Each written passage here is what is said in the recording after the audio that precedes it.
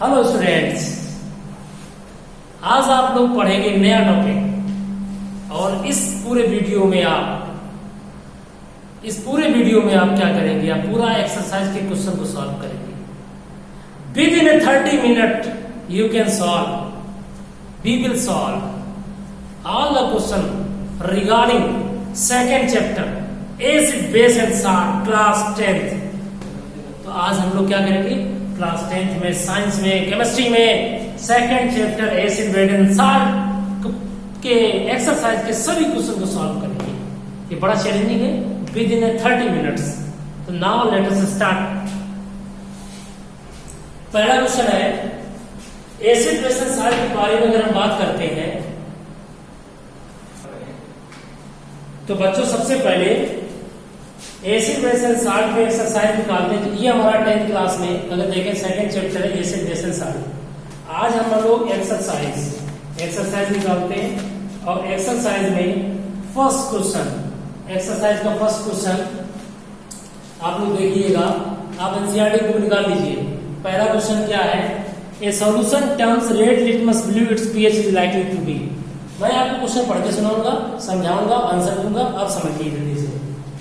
पहला क्वेश्चन है एक सॉल्यूशन है जो turns red litmus blue, red litmus बच्चों रेड लिटमस को ब्लू में चेंज कर रहा है, यानी red litmus paper convert into blue litmus paper. तो ये इंडिकेटर होता है लिटमस पेपर।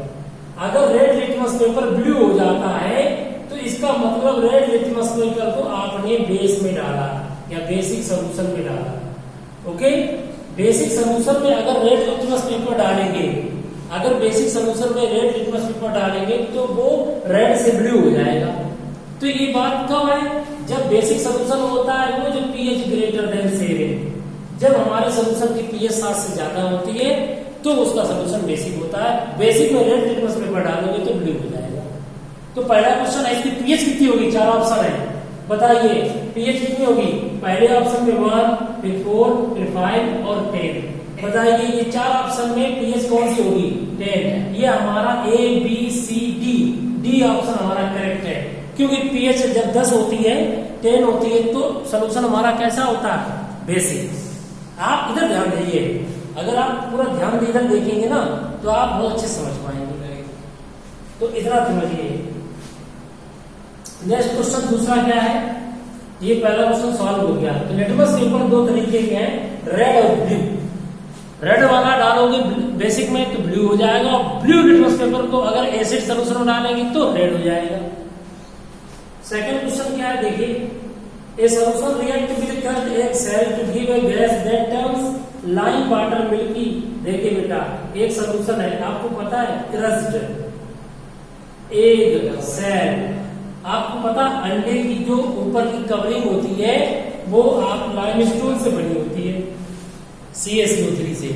अगर उसको आप HCl के सॉल्यूशन में डालते हैं, किसमें डालते हैं? अगर उसको क्या लिखा है पहले पढ़ते हैं। सॉल्यूशन आप react with crushed egg shell, crushed egg shell की किससे रिएक्शन कराएं? किस सॉल्यूशन से रिएक्शन कराएं? ओके, तो कराने पर आपको एक गैस प्राप्त होगी, वो गैस CO2 गैस होगी और वो गैस लाइम वाटर को मिल्की कर देगी। लाइम वाटर क्या होता है? CaOH का ऑल्टोइस। तो बताओ बच्चों वो कौन सी गैस है? Carbon dioxide. और कार्बन डाइऑक्साइड तभी बनेगी जब इसकी रिएक्शन उस सॉल्यूशन वाले किससे कराएं? कौन? एसिडिक सॉल्यूशन, चाहे वो आपका HCl हो चाहे H2SO4 हो। तो अगर आप ध्यान से देखें तो यहाँ पर क्या बनेगा, समझने की कोशिश करिए। जब HCl से रिएक्शन कराएंगे तो Ca की वैलेंसी 2 होती है, Cl की 1 होती है, फार्मूला बनेगा CaCl2 और प्लस CO2 गैस निकलेगी और प्लस H2O बनेगा। यहाँ 2 बैलेंसी 2 Cl लाने के लिए 2 का मल्टीप्लाई करो, H2O को ये बनेगा और CO2 गैस बनी। बोलो तो कौन सा सॉल्यूशन है? याद रखिए HCl H2SO4 एसिडिक सॉल्यूशन। आप HCl की जगह H2SO4 ले सकते हो, तब भी आपको क्या बनेगा? तब बनेगा calcium sulphate plus H2O plus CO2, लेकिन CO2 गैस बनेगी। नहीं समझ में आया? अगर आपसे कहा जाए CaCO3 की किस रिएक्शन से कराएं तो आप कहिए एसिडिक सॉल्यूशन से रिएक्शन कराओ।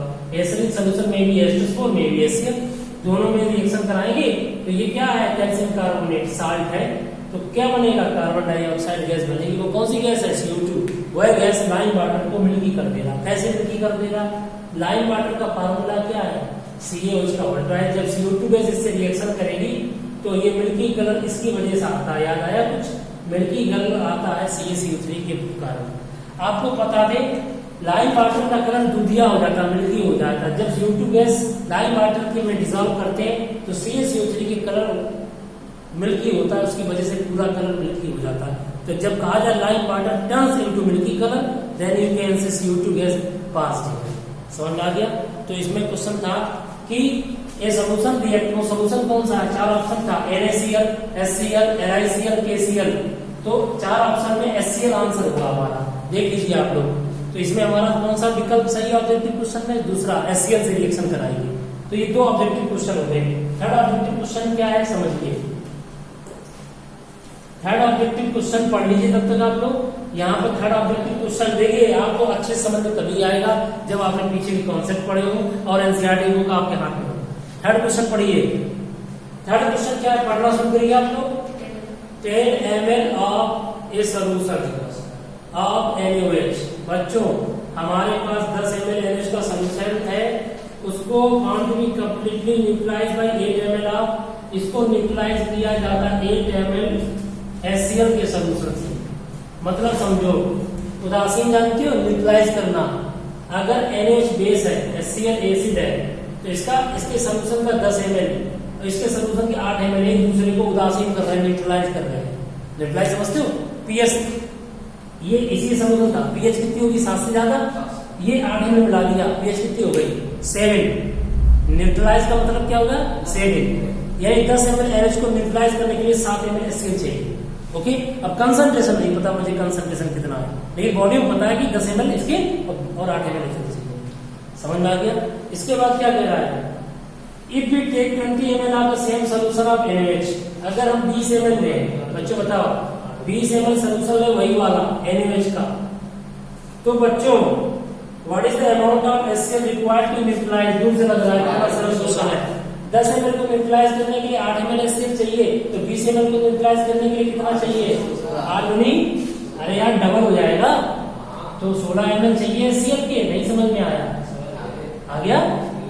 10 ml 8 ml के बराबर है, तो 20 ml के लिए कितना चाहिए, जस्ट डबल चाहिए, 16 ml चाहिए।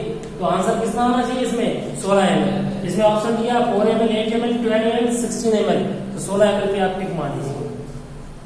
Question number 4, which one of the following types of medicine is used for the treating indigestion। Fourth question आइए समझिए। फोर्थ क्वेश्चन कह रहा है which of the following type of medicine is used to treating indigestion। बताओ बच्चों, indigestion वाले जब पेट खराब होता है तो डाइजेशन के लिए कौन सी चीज इस्तेमाल करते हैं। पहला है एंटीबायोटिक, गलत। दूसरा है एनाल्जेसिक, एनाल्जेसिक बच्चों पता है पेन किलर होता है। एंटासिड, हाँ जी ये तो इस्तेमाल होता है।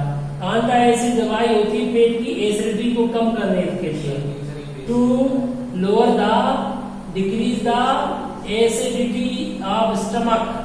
पेट में अम्लता हो जाती है एसिडिटी, तो इनू है या मिल्क ऑफ मैग्नीशिया इस्तेमाल करते हो। और डी ऑप्शन है एंटीसेप्टिक, जब घाव वगैरह होता है तब हम एंटीसेप्टिक लेते हैं। तो पेट की डाइजेशन खराब होने पर हम लोग, आपने सुना होगा पेट का डाइजेशन खराब हो तो लोग सोडा नींबू पानी ले लेते हैं, बोलिए, या आप लोग क्या घर में सोडा इस्तेमाल होता है वो डाल लेते हैं, या आपसे क्या क्या यूज करते हैं बताइए लोग। कभी कभी कोल्ड ड्रिंक भी ले लेते हैं क्योंकि उसमें गैस होती है CO2 गैस, या कभी कभी क्या इस्तेमाल कर लेते हैं आपको पता होगा, बताइए जल्दी से। खाने वाला सोडा, बेकिंग सोडा, तो वो भी हमारा पेट के अंदर जाएगा तो एसिडिटी को कम करेगा। तो एंटीसेप्टिक ये नहीं होगा, ये नहीं होगा, ये नहीं होगा, आंसर कौन सा सही है, एंटासिड। एंटासिड एक ऐसा टॉपिक है जिसमें पेट की एसिडिटी को कम किया जाता है। और पेट की एसिडिटी को कम करने के लिए हमारे पास दो विकल्प बेहतर है, मिल्क ऑफ मैग्नीशिया और एल्यूमिनियम हाइड्रोक्साइड। बच्चों सुन लो, मैग्नीशियम हाइड्रोक्साइड, एल्यूमिनियम हाइड्रोक्साइड ये माइल्ड बेस है। ये क्या है, माइल्ड बेस है। माइल्ड बेस की अगर बात करते हैं, ये माइल्ड बेस है। ओके, अगर आप मार्केट से इनू लेके आते हो तो उसमें ये मिल्क ऑफ मैग्नीशिया होता है, और किसी भी हॉस्पिटल में जाते हो तो एरोज का ऑर्थराइज होता है, एल्युमिनियम हाइड्रोक्साइड, एल्युमिनियम की इम्बैलेंस होती है, तो ये वीक बेस है। और अगर तुमने एनएच ले लिया स्ट्रॉन्ग बेस तो ये सब जल जाएगा सिस्टम पूरा। स्ट्रॉन्ग नहीं लेंगे, माइल्ड या वीक बेस लेंगे खाने में। तो बच्चों इस तरीके से ये हमारा अल्टाइसिड। क्वेश्चन नंबर 5 देखिए जल्दी से। क्वेश्चन नंबर 5 देखिए, acid base and salt second chapter class 10th chemistry. Question number 5 देखिए, write what equation and then balance equation for the reaction taking place. Write what equation and then balance. बच्चों कितना सरल है, reaction लिखना, balance करना है, hello balance करना है। तो क्या है, डाइल्यूट सल्फ्यूरिक एसिड। बच्चों देखो, sulphuric acid reactive with zinc granules. तो बच्चों याद आया, ये पहली रिएक्शन है, जिंक की ग्रेन्यूल्स को H2SO4 में डाल दो तो एक गुब्बारा लगा दो, भूल जाएगा। गुब्बारे में बैलून में कौन सी गैस आएगी, हाइड्रोजन गैस। छेद कर दीजिए यहाँ होल, तो यहाँ पर गैस निकलेगी, उसको जलाएंगे, मोमबत्ती से, कैंडल से पट पट की आवाज आएगी, पॉप सॉन्ग आएगा। तो जिंक क्या है, जिंक इज रिएक्टिव मेटल, और reactive metal can replace hydrogen from acid. Reactive metal hydrogen को डिस्प्लेस कर देता है एसिड से।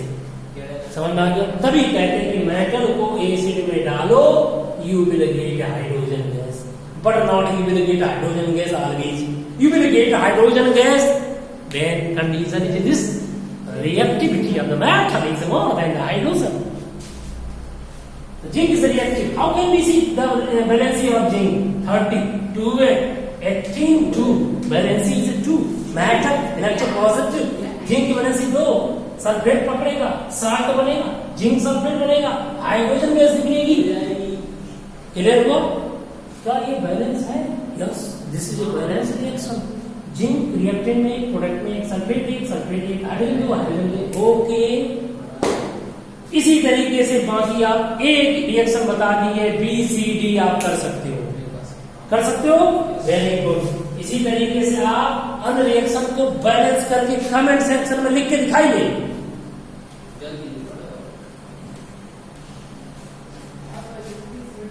नेक्स्ट क्वेश्चन है 6।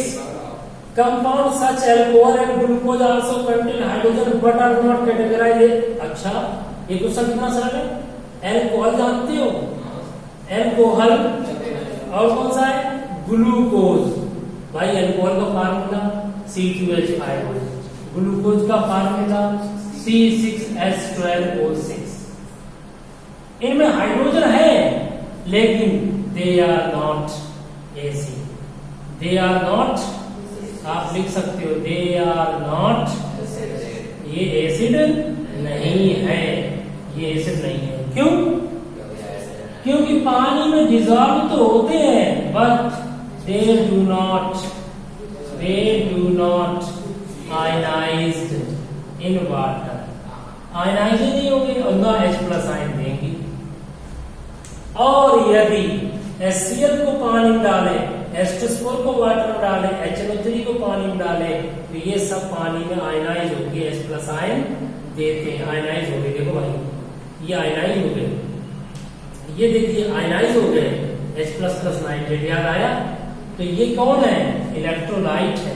इलेक्ट्रोलाइट वे होते हैं जो पानी में आयनाइज हो जाते हैं। ये पानी में घुलेंगे, हाइड्रोजन तो है, घुलेंगे, डिसॉल्व होंगे but do not ionise in water. That's why you can say they are non electrolyte. ये नॉन इलेक्ट्रोलाइट है। क्लियर? Got it? तो याद रखना, जिनके पास हाइड्रोजन होता है जरूरी नहीं हो एसिड हो।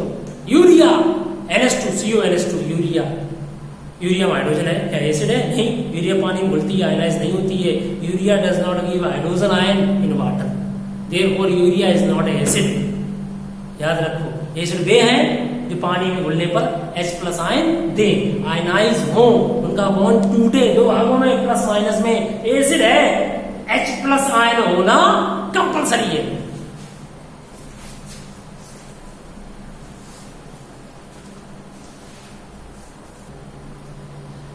बच्चों नेक्स्ट क्वेश्चन हमारा 7 है। 7 क्वेश्चन नंबर देखिए, व्हाट इज डिस्टिल वाटर। आपको पता है डिस्टिल वाटर सुना होगा, डिस्टिल नहीं जानते हो यार, आपको पता है एवापोरेशन और कंडेंसेशन। एवापोरेशन और जब नीचे आता तो क्या होता है, अरे इस समय बरसात हो रही है, मानसून है, तो गर्मी में पानी ऊपर उड़ गया। क्यों उड़ गया पानी गर्मी में ऊपर? क्यों? क्योंकि तालाब में, नदियों में जो पानी ऊपर होता है उसकी काइनेटिक एनर्जी ज्यादा होती है, मॉलिक्यूल्स की सरफेस पे है, और सरफेस पर एवापोरेशन ज्यादा होता है। एक गिलास पानी रख दो, एक बड़े से बर्तन में पानी रख दो, किसमें जल्दी एवापोरेशन होगा? बड़े से बर्तन में, क्योंकि सरफेस एरिया ज्यादा है, तो इसलिए वो काइनेटिक एनर्जी ज्यादा होती है सरफेस मॉलिक्यूल्स पे उड़ के निकल जाते हैं और ऊपर जाके ठंडे होकर नीचे कंडेंस होकर वापस नीचे आते हैं। That is called distillation. एक काम करिए, घर पे क्या करिए, जब आप दूध या मिल्क या कोई चीज गर्म करते हो उसके ऊपर लिड रख देते हो ढक्कन, और ठंडा होने के बाद जब ढक्कन हटाते हो तो बूंदें टपकती हैं। That is called distil water. समझ में आ गया? एवापोरेशन, कंडेंसेशन, जहां दोनों चीजें होती हैं, डिस्टिलेशन यानी बरसात का पानी डिस्टिल वाटर है, लेकिन बीच में कुछ गैसें उसमें घुल जाती हैं तो वो एसिडिक रेन कराती है। पहली बारिश एसिडिक रेन होती है, लेकिन वो पानी कायदे में हमारे बैटरा वगैरह के लिए इलेक्ट्रोलाइट का काम करता है, उसमें आयंस होते हैं, एसिडिक वाटर होता है। इसलिए हमेशा याद रखो उस पानी को स्टोर करना चाहिए पहले पानी को, और उसको बैटरा में इस्तेमाल करना चाहिए, उसमें आयंस भी होते हैं। समझ में आ गया? एसिड्स बनते हैं। तो डिस्टिल्ड वाटर हमारा इलेक्ट्रिसिटी कंडक्ट नहीं करता है। इधर देखिए, डिस्टिल्ड वाटर इलेक्ट्रिसिटी कंडक्ट नहीं करता है, और जब रेन वाटर करता है। देखिए दो तरह के पानी है, रेन वाटर और डिस्टिल्ड वाटर। तुम कहोगे रेन वाटर नहीं डिस्टिल्ड वाटर था, लेकिन जब गैस बीच में एटमॉस्फेयर में गैसें थी, SO2 गैस पानी में घुल गया, ओके, NO2 गैस पानी में घुल गया, तो एसिड्स बन गए। कौन? H2SO4 और क्या बन गया? HNO3, और ये सब पानी में आयनाइज होकर क्या देते हैं? H+ आयन, तभी एसिड रेन कहते हैं। तो अब बताओ पानी में क्या प्रेजेंट होगा? यहाँ पर आयंस प्रेजेंट होंगे। क्या प्रेजेंट होंगे बताओ? H+, NO3-, सल्फेट माइनस, याद आया? ये प्रेजेंट होंगे आयंस। और आपको बता दें सोल्यूशन में जो आयंस होते हैं वही रिस्पॉन्सिबल होते हैं इलेक्ट्रिसिटी कंडक्ट करने के लिए, और डिस्टिल्ड वाटर में नो आयंस, कोई आयंस ही नहीं होता है, केवल प्योर वाटर होता है, इसलिए इलेक्ट्रिसिटी कंडक्ट नहीं करता है। तो pure distilled water electricity conduct नहीं करता क्योंकि उसमें आयंस नहीं है। तो किसी भी सोल्यूशन में इलेक्ट्रिसिटी, तभी हम इलेक्ट्रिसिटी करंट डाला, अब इलेक्ट्रिसिटी कंडक्ट नहीं हो रही। क्यों नहीं कंडक्ट हो रही है इलेक्ट्रिसिटी? क्योंकि उसमें आयंस नहीं है, ओके।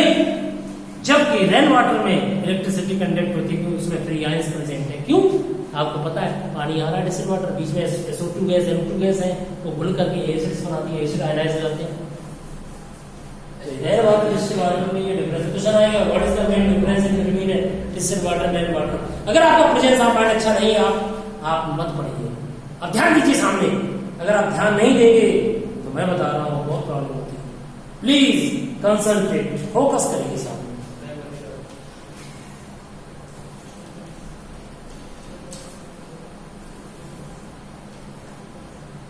सेवन क्वेश्चन हो गया, 8 क्वेश्चन देखते हैं। Why do acid not show acidic behavior in the absence of water? क्या बात है, यानी acids not show acidic behavior in absence of water। भाई एक बात याद रखो, जितने भी एसिड्स हैं, एसिड कौन है बताओ? HCl, H2SO4, HNO3। अच्छा एक बात बताओ, नमक पानी में घुलता है, पेट्रोल में तो घुलेगा नहीं। नमक को पानी में डालो, घुल करके आयनाइज हो जाता है, Na+Cl-। क्यों? इसमें आयनिक बॉन्ड है, आयनिक बॉन्ड है। ऐसे ही ये तुम्हारे सामने पोलर है, जिस पर प्लस माइनस होता है वो पोलर होते हैं। पानी कैसा होता है? पोलर। पानी में भी H+ और OH- होता है, बच्चों होता है। इसलिए जैसे को तैसा, डिजॉल्व लाइक डिजॉल्व, मतलब पोलर पोलर में घुलेगा। अब हम जैसे कोई भी चीज है, नमक है, नमक पोलर है, एक तरह से आयनिक बॉन्ड है, और उसको पानी में डालो, पेट्रोल में डालो, नमक नहीं घुलेगा, नमक नीचे बैठ जाएगा। तो HCl, H2SO4, HNO3 ये पोलर कंपाउंड है, और पोलर चीज पोलर में घुलेगी। पानी कैसा है? पोलर। तो इसलिए याद रखना, एसिड को पानी चाहिए, तभी वो आयनाइज होकर क्या देगा? H+ ion.